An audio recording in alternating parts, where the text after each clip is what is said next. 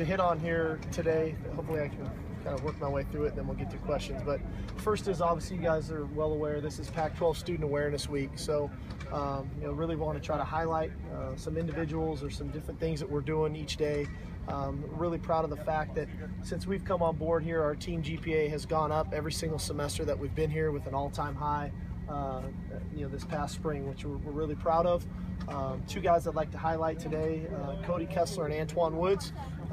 Antoine, a local kid from a single father home who just kind of came in. He's the first kid in his family to go to college, nonetheless to say to graduate from college. Antoine's already working on his master's now. We're really proud of him and what he's done. Cody, again, another one who's already working on his master's, who's done a bunch of stuff in our community right now. He's really essentially adopted a young man by the name of Joey Rodriguez, who was battling a brain tumor that continues to reoccur, and Cody's been with him day in and day out. So I'm proud of our guys. We've got 10 players on our team now who've already graduated, 7 of which are starters. And it's just an opportunity for us to kind of take their helmets off and give you guys a chance to get to know them a little bit more personally off the field and what they're doing in our community and the classroom. So I'm proud of them for that. Another cool story, as you guys are all well aware, Jake Olson had his first practice with us today, and he did a good job. I'm proud of the work that he put in. It's a real credit to a lot of people to get this done. It's a credit to our compliance office to work with the NCAA, and it's a credit to the NCAA to understand that this is a special situation, to allow Jake to be part of our football team.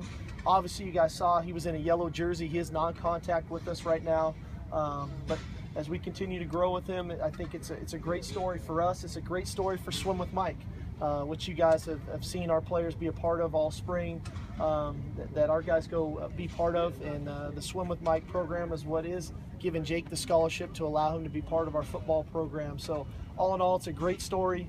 And for me, I know all you guys want to talk to him. I just kind of thought he needed a day or two just to kind of get somewhat acclimated. But it's a great story. We love having him on our team, and it's very inspiring to all of us.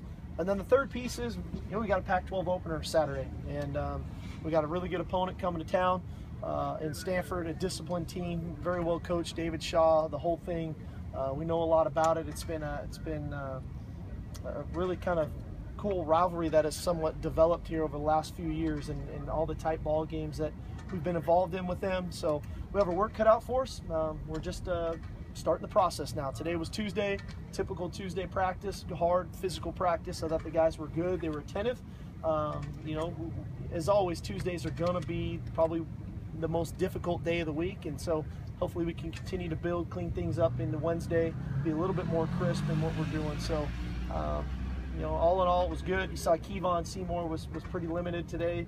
Hopefully we can get more out of him in the next couple days. So with that, questions. Coach, how are you seeing all these wonderful things that your team is doing off the field? How are you seeing that translate into positives on the field? Well, what I think, Jim, is I think our guys have really developed a conscientious attitude towards people.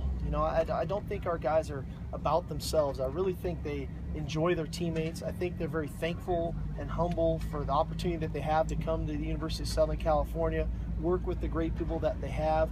I think they're very accountable to one another, and I think that carries over to the field. I think we're accountable on the field as well. We don't, knock on wood, we haven't made a bunch of just mistakes in the first 2 games. I think our guys are really accountable to the guy next to them. So I think it goes back and forth. There is give and take there.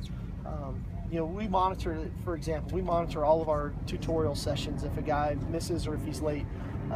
Week 1, we were 100%. Week 2, we were 99%. Week 3, we were 99% in attendance, meaning our guys are just doing things the right way over and over and over again, and that's what they're doing on the field as well. When did you officially announce that to the team that Jake was joining it, and what was the reaction when you did that?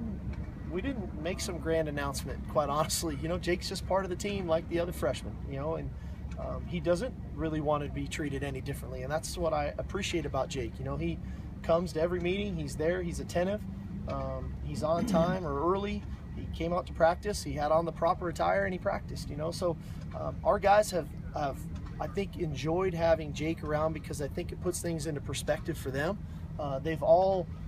Everybody's kind of done their part. Obviously, somebody has to lead him, whether it's up the tunnel, down the tunnel, to practice, locker room, things of that nature. And everyone's really just kind of taking their turns. You know, he's just part of the team with us now, which I think speaks volumes to the types of kids and the character of our kids that we have on our roster. It's hard enough to play this game with sight. Have any of the kids tried to imagine what he might be going through, or maybe close their eyes, or have you even discussed anything like that? Well, I'm sure they've all had those discussions with Jake over dinner or breakfast or in the locker room. I'm sure they imagine it, and I'm sure that's only going to grow as they start to see him get out here and get a few more opportunities. Again, this was the first day for him, but again, I think our players are put a lot of things into perspective when they see Jake doing what he's doing, and they have a great deal of respect for him. What's the plan for moving him along and developing him as a football player? Tomorrow's practice number 2. When did Kevon get hurt, and what kind of sort of domino effect has that had on the cornerback position? He just kind of tweaked his knee in the game. It's nothing structural wrong. He's got some swelling in it, though. What it does is, you know, obviously we have Adoree, we have Iman, we have Jonathan Lockett. Chris Hawkins can be a swing guy for us. We're taking a good, long, hard look at Isaiah Langley, a guy who's really impressed us the first 2 weeks of the season on the scout team work. So looking at him as well, especially on special teams. So we've got enough depth there. Obviously, we'd love to have everybody at our disposal, but we won't put Kevon out there if he's not ready to go. So that's what we have to monitor here in the next couple of days. It's always good to win games 55-6 and 59-9. But I guess against teams like Stanford, you have to be more patient and methodical on offense. Can you talk about that? We're just going to run our offense. If that means we're patient, we're patient. If that means they give us plays to get yards and chunks, we'll get yards and chunks. We're going to run our offense. Coach, does it surprise you to have the high ranking nationally, or is this something you knew would come in time? You know, Jim, I'm not really consumed with that right now. You know, it's so early in the year. You know, like the preseason stuff to me is a beauty contest. I mean, you really haven't performed. Nobody's performed. How do we know? Now we're starting to play. Teams are starting to play. That is so far down the road for us. Right now, what we're focused on is winning a Pac-12 South championship, because none of those other aspirations that we have can happen unless we take care of that. And that starts Saturday, quite honestly. You know, we need to try to get to 1-0 in conference play, and it's an opponent who's perennially been at the top of our conference since we've gone to this format with the North and the South. They've won it a couple different times in the last couple of years, so it's a great challenge for us to start off this way, and you know, we're going to have to put our best foot forward to go win the ball game. Do you expect Caleb Bardock to be able to go? We'll see. Let's do one more.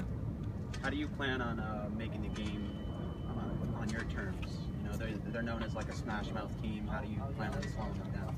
We got to get off the field on 3rd down, and the best way to do that is to win on 1st down defensively.